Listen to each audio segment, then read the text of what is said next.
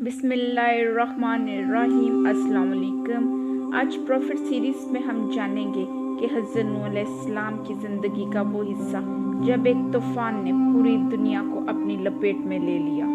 کشتی کی تیاری سے قبل اللہ کریم نے حضرت نوح علیہ السلام سے فرمایا تھا کہ طوفان کی ابتدا اس وقت ہوگی جب تنور سے پانی ابلنا شروع ہو جائے گا۔ جب تنور سے پانی ابلنا شروع ہوا تو یہ ایک عام واقعہ نہیں تھا، یہ اللہ کے عذاب کی ابتدا تھی۔ آسمان پر سیاہ بادل چھا گئے، تیز ہوائیں چلنے لگی اور پھر اچانک بارش شروع ہوئی، ایسی بارش جو پہلے کبھی کسی نے نہ دیکھی تھی۔ زمین کے نیچے سے پانی پھوٹ پڑا اور آسمان سے موسلادھار بارش برسنے لگی، ہر طرف پانی ہی پانی۔ حضرت نوح علیہ السلام نے اللہ کے حکم مانتے ہوئے کشتی کو روانہ کیا۔ کشتی موجوں میں ہچکولے کھا رہی تھی، ایسی موجیں جیسے پہاڑ۔ کشتی میں موجود لوگ خوف زدہ تھے، لیکن حضرت نوح علیہ السلام انہیں تسلی دیتے رہے، اللہ پر بھروسہ رکھو، وہی ہمیں بچانے والا ہے۔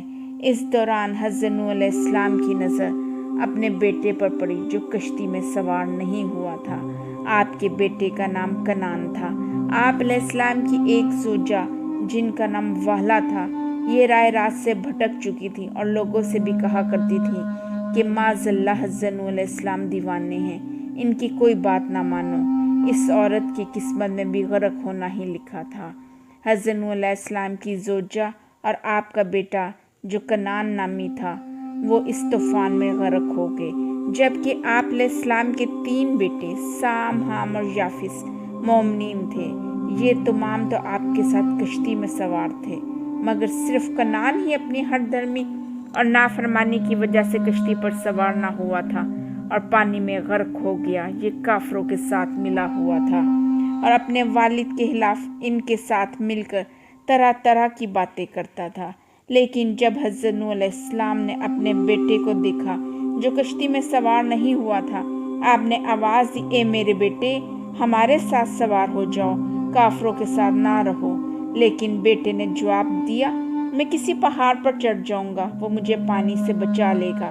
حضرت نوح علیہ السلام نے درد بھری آواز میں کہا، آج اللہ کے عذاب سے کوئی نہیں بچ سکتا سوائے اس کے جس پر اللہ رحم کرے۔ لیکن وہ نہ مانا اور پھر ایک بڑی موج آئی اور اسے اپنے اندر لے گئی، وہ ڈوب گیا۔ یہ منظر بہت تکلیف دہ تھا۔ حضرت نوح علیہ السلام کا دل ٹوٹ گیا۔ انہوں نے اللہ سے دعا کی، اے میرے رب، میرا بیٹا میرے گھر والوں میں سے ہے، لیکن اللہ تعالیٰ نے فرمایا وہ تمہارے اہل میں سے نہیں، کیونکہ اس کے اعمال نیک نہیں تھے۔ یہ ایک سبق تھا کہ اللہ کے نزدیک رشتہ نہیں، ایمان اہم ہوتا ہے۔ پانی بڑھتا رہا یہاں تک کہ پہاڑ بھی ڈوب گئے۔ زمین پر کوئی باقی نہ رہا سوائے ان لوگوں کے جو کشتی میں تھے۔ یہ طوفان کئی دنوں تک جاری رہا۔ پھر اللہ کا حکم ہوا، اے زمین اپنا پانی نگل جا اور اے آسمان رک جا۔ پانی کم ہونا شروع ہوا۔ حضرت نوح علیہ السلام کی کشتی اس خوفناک طوفان میں مسلسل 6 ماہ تک پانی میں تیرتی رہی۔ کشتی اللہ کے حکم سے جودھی پہاڑ کی چوٹی پر ٹھہر گئی۔ زمین نے پانی کو اللہ تعالیٰ کے حکم سے جذب کرنا شروع کر دیا۔ حضور نبی کریم صلی اللہ علیہ وآلہ وسلم نے ارشاد فرمایا کہ جب حضرت نوح علیہ السلام نے ہر چیز کے 2 جوڑے کشتی میں سوار فرما لیے تو آپ کے پیروکاروں نے عرض کی، اے اللہ کے نبی، ہم کس طرح اطمینان سے بیٹھ پائیں گے؟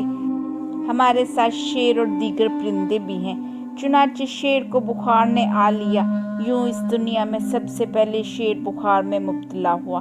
اس کے بعد لوگوں نے عرض کیا، اے اللہ کے نبی، چوہوں نے بہت تنگ کر رکھا ہے، وہ تو ہمارے کھانے پینے کی اشیاء کو خراب کر دیتے ہیں اور سامان کو بھی خراب کر ڈالتے ہیں۔ چنانچہ اللہ کریم کے حکم سے شیر کو زور کی چھینک آئی تو اس کی ناک سے بلی نکلی، جس کو دیکھ کر چوہے چھپ گئے۔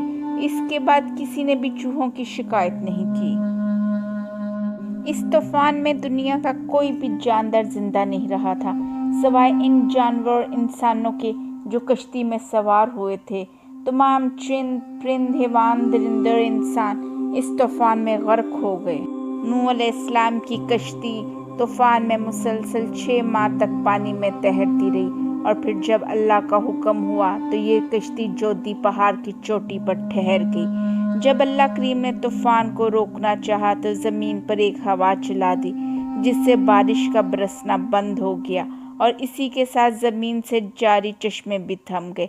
अब पानी आहिस्ता आहिस्ता कम होना शुरू हो गया।